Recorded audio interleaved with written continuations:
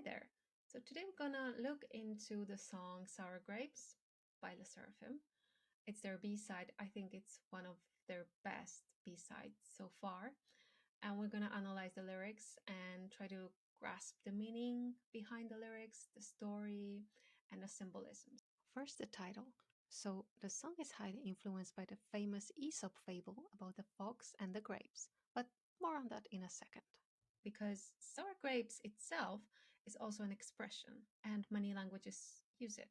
So, what does it really mean when something is sour grapes? According to a dictionary, sour grapes is an attitude of despising something because one cannot or does not have it oneself, and also it's pretended disdain for something one does not or cannot have.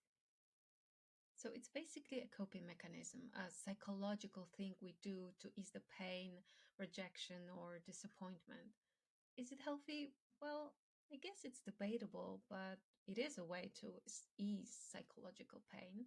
So we can assume in some situations it can actually be helpful. And the song we're about to analyze does have a situation like that.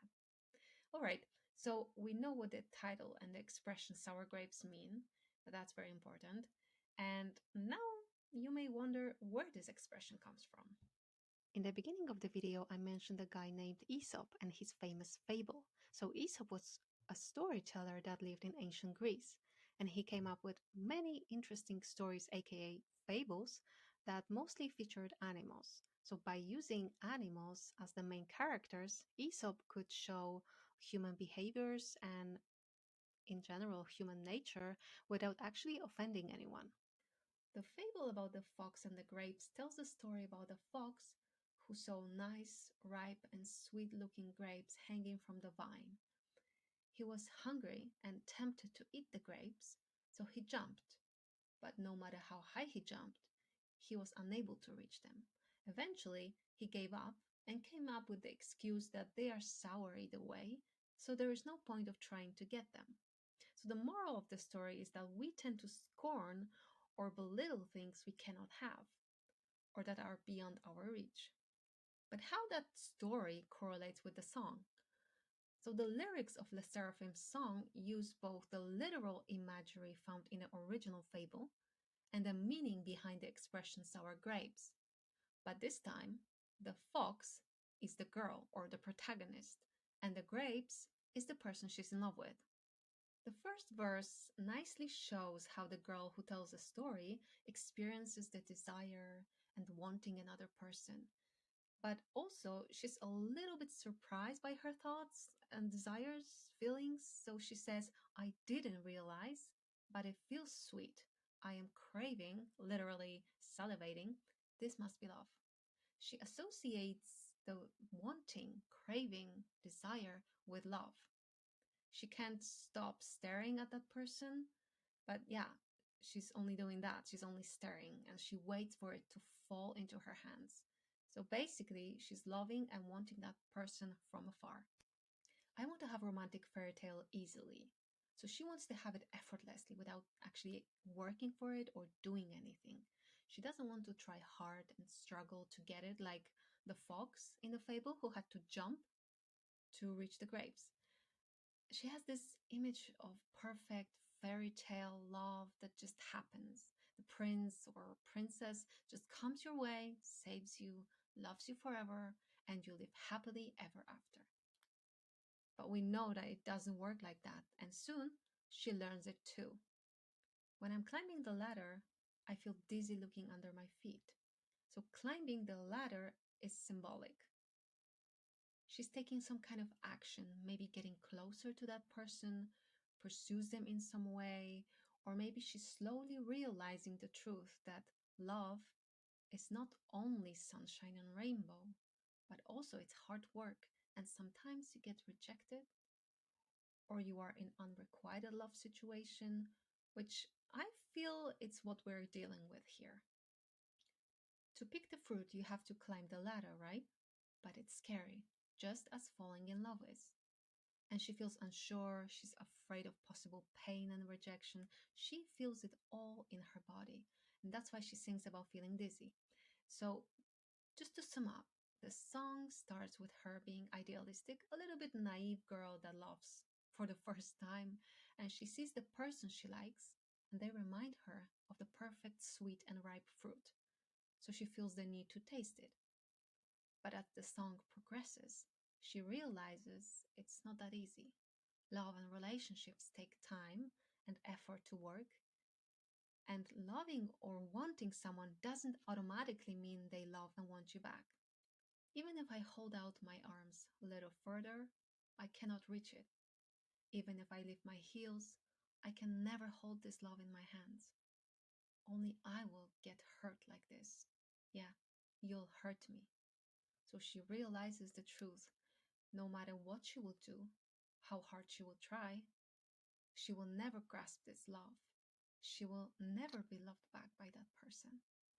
So it looks like it is actually unrequited love situation and the first heartbreak. The person she desires doesn't and probably never will reciprocate her feelings, but I don't necessarily think they won't intentionally hurt her, like they're a player or some type of bad person. I guess it's just one sided love situation. In the chorus, she does what the fox did in a fable, tries to save herself from the pain and disappointment by discarding love and experience itself, trying to make herself believe that the person she loves is actually undesirable and that she doesn't want them. So she sings, "It's bitter. I don't want to taste it. I don't think those unripe or immature feelings are very sweet anyway." Meaning, this person is not even right for me. I don't need or want them. They are not that cute slash hot slash good slash fun either way. But I think deep down, she knows it's just a coping mechanism, and she tries to find her way and navigate through those new and overwhelming feelings. And so she says she feels afraid, and she swears she will never taste the love because it must be painful. She wants to save herself from the pain. So it's better to withdraw yourself from this situation than to experience the bitter taste or pain of heartbreak and rejection. The protagonist feels and experiences everything so deeply. Everything is so magnified. But it's okay because young love or first love is supposed to be like that. She's gonna be alright. But before that, she has to let it all out. So she continues her little rant in the post chorus too, singing tearfully sour taste. If that's what love is, I don't want to taste it. And then she adds, love is sour grapes. So in her eyes, love is something she should stay away from because it brings pain or suffering of some sort. And when we experience heartbreak, we feel love only brings pain, our judgment is clouded by the situation, and we feel we will never love again. We don't want to experience the hardship of breakup ever again. But then the time passes and we find another person, we fall in love, we feel hopeful again, we feel butterflies in our stomachs, and we forget about that previous heartbreak. It's normal, to be honest. So I would cut that girl some slack. I would pat her on the shoulder and say that it's okay to feel like that, but one day the pain will be gone and she will feel okay again. But she wouldn't listen. She doesn't listen because right now, in this moment, love is sour grapes for her. And love is not worth any effort. She cannot have the person she wants, so she feels resentful. In a second verse, we get a little lovey-dovey again. So she focuses on positive feelings and memories about meeting that person. She sings, when our eyes met, sometimes a little part of my heart was trembling, heart that I felt for the first time. You see, she feels like it's her first time feeling like that. So we can assume that it is actually true. It's actually her first love and first heartbreak. And then she compares this person to the reddening fruit hanging from the branches, heavy, ripe, most likely super sweet as well. And she says she couldn't look at anyone else. She focused only on that person they caught her attention. But then again, even if she narrows the distance step by step, she cannot hold this person's hands, meaning no matter how slow she would take things, how close she would get to that person, she would never be loved back. It's pointless because they don't love her back. They just don't. It is impossible love. Love laying above the ladder, as she says. Unreachable love. Just like the grapes in that fox fable. The bridge is very interesting. It is the moment when the fox completely gives up, and for the last time he explains why, reassuring himself that giving up is the best option, because the grapes are most likely sour either way. So in the bridge, we have a similar situation. It's 180-degree change in the protagonist's attitude. We can assume she has confessed to that person and maybe got rejected. Maybe she tried to turn it into a joke, saying, oh, well, it wasn't a big deal anyway.